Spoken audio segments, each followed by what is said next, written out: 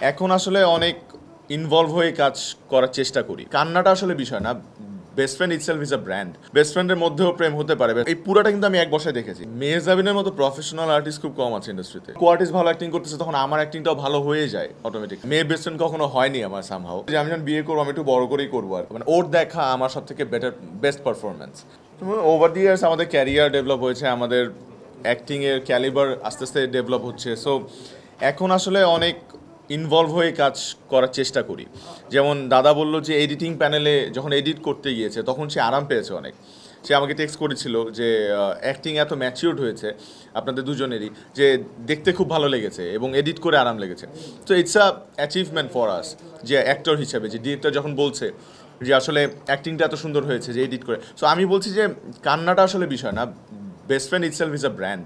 মানে বাংলাদেশের নাটকের ইন্ডাস্ট্রিতে অনেক ভালো ভালো নাটক আছে, এর মধ্যে বেস্ট ফ্রেন্ড একটা বেঞ্চমার্ক তৈরি করেছিল।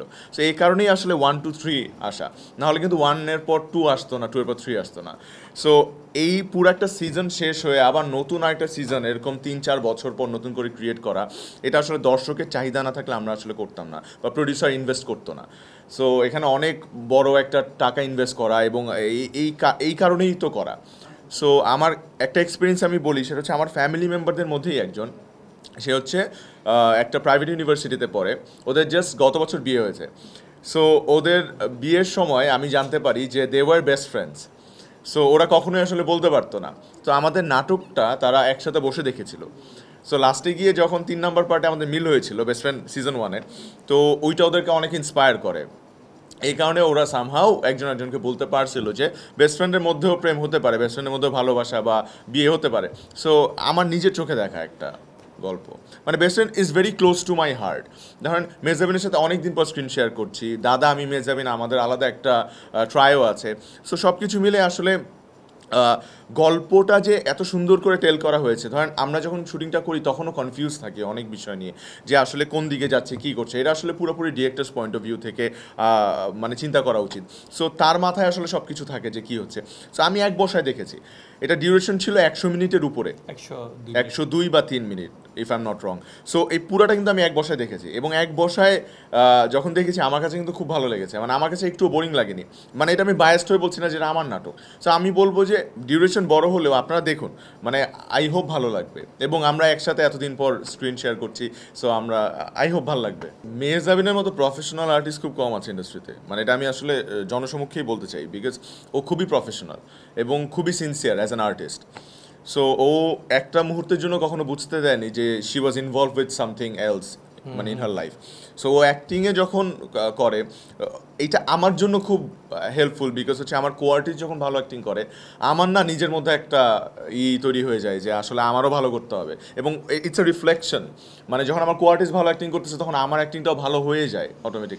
এর মধ্যে যদি স্ক্রিন প্লে ভালো থাকে, ডিরেকশন ভালো থাকে বা ডায়লগ ভালো থাকে, তখন তো সোনায় সোহাগা। আমার লাইফে দুটো বেস্ট ফ্রেন্ড আছে, সো দুইজনই ছেলে।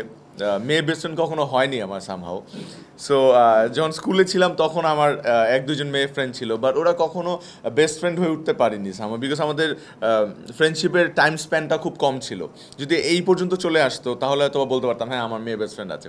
কিন্তু আমার দুটো বেস্ট ফ্রেন্ড আছে ছেলে, এটা সত্যি কথা। যেমন আমি 12টা প্রোগ্রাম করছি আমার বিয়েতে। সো ঢাকা কক্সবাজার মেলায় আর কি। তো সো ওই দিক থেকে মানে আমার প্ল্যানই ছিল যে আমি যখন বিয়ে করবো আমি একটু বড় করেই করবো আর কি, মানে খুব ম্যাসিভ করে। তো ওইটা আই ওয়াজ সাকসেসফুল, কিন্তু আমার কোনো ইন্টেনশন ছিল না যে I want to do something, because আমার বিয়ের পর ওদের বিয়ের প্রোগ্রামগুলো হয়েছিল, বা আমি জানি না, এটা I am not concern about ইট।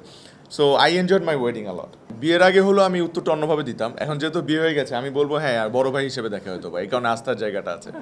আমি বলবো যে she is my biggest support right now. মানে আমার ক্যারিয়ারে এখন ও অনেক বেশি সাপোর্ট দেয়, বিকজ হচ্ছে অফ স্ক্রিনে তো দেয়, আবার যখন নাটক অন এয়ার হয় আমরা একসাথে দেখার চেষ্টা করি। সো একসাথে দেখার কারণে যেটা হয়, ও ইনস্ট্যান্ট আমাকে ফিডব্যাক দিতে পারে যে ভালো কি খারাপ। সো বেস্ট ফ্রেন্ড দেখার পর ওর চোখ থেকে ও অনেক কান্না করেছিল, এটা আই রিমেম্বার।